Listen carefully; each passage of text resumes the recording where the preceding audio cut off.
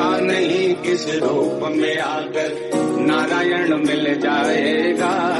निर्मल मन के दर्पण में वह राम के दर्शन पाएगा। पता नहीं किस रूप में आकर नारायण मिल जाएगा। निर्मल मन के दर्पण में वह राम के दर्शन